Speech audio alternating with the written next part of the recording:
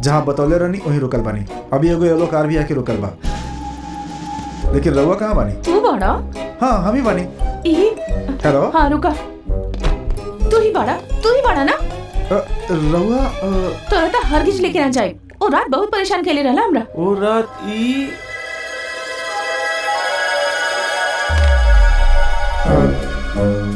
हमरा भी वही लेके लागत ही अभी। हमार फोन तोड़ दिला और लागत भी कर रहल बड़ा।